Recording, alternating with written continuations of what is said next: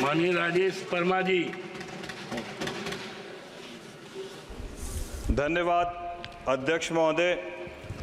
आज आपने rail budget पर चर्चा के लिए मुझे मौका दिया।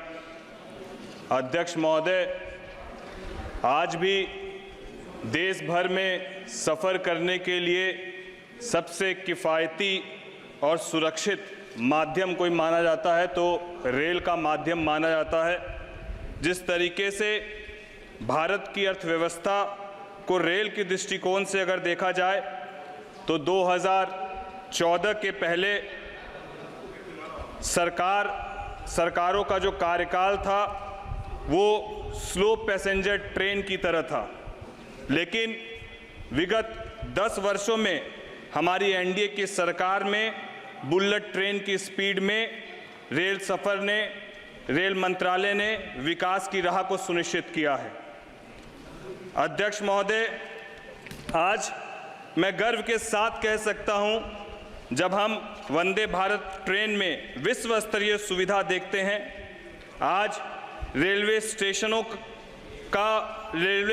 पर जो सुविधाएं, चाहे वो एक्सीलरेटर की हो, चाहे एग्जीक्यूटिव लॉन्च की हो, और तमाम साफ सफाई से लेकर रेलवे स्टेशनों की व्यवस्थाओं को देखते हैं तो हम लोगों को गर्व महसूस होता है। और आज ना केवल देश बल्कि विदेशों से भी आने वाले पर्यटकों के लिए रेल माध्यम आज के वक्त में सबसे ज़्यादा रेल ही एकमात्र माध्यम है जिसका इस्तेमाल करके वो देश भर का भ्रमण करते हैं। आज भारत के जितने भी रेलवे स्टेशन हैं वो एयरपोर्ट की जैसी सुविधाओं के साथ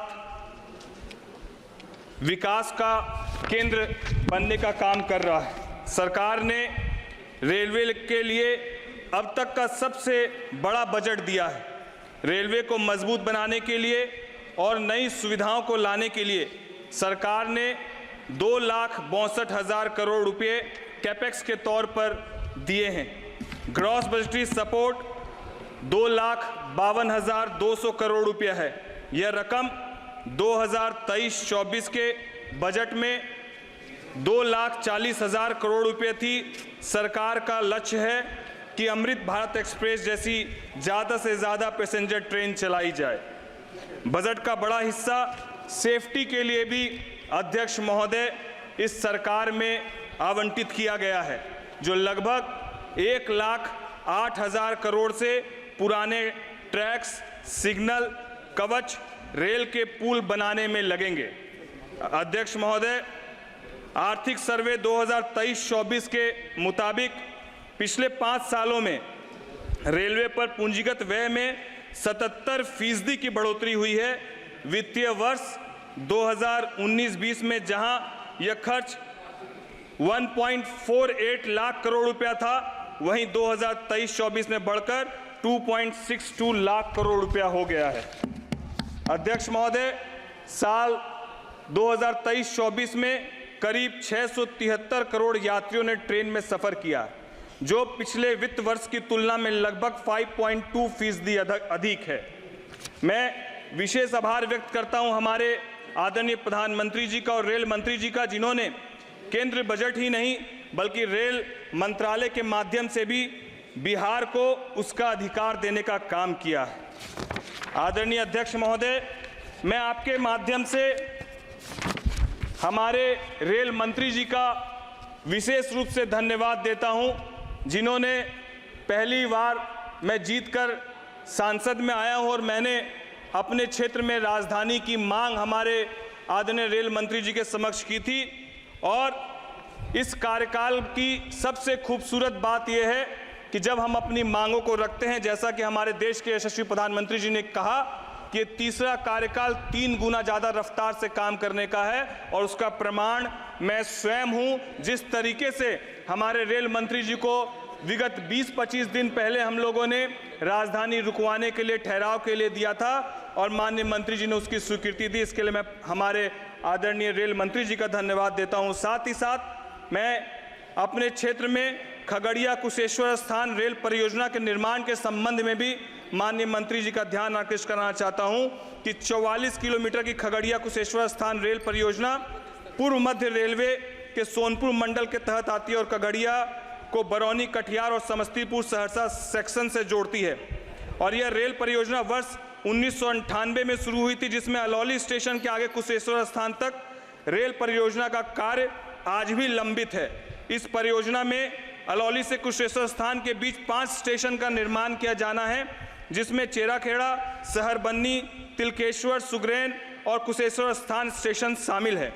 परियोजना की नींव हमारे पार्टी के संस्थापक आदरणीय स्वर्गीय रामविलास पासवान जी ने रखी थी और इसका निर्माण 162.87 करोड़ रुपए की लागत से शुरू किया गया था, जो वर्तमान में लगभग 614.45 करोड़ रुपए से अधिक है और 26 वर्षों के अधिक समय लगने के बाद भी इसका काम अब तक पूरा नहीं हो पाया है। अध्यक्ष महोदय, खगड़िया कुशेश्वर रेल परियोजना पूरी होने पर लाखों लोगों को फायदा होगा, जिसमें खगड़िया के अलौली प्रखंड और दरभंगा के कई प्रखंडों के मक्का किसान भी शामिल है।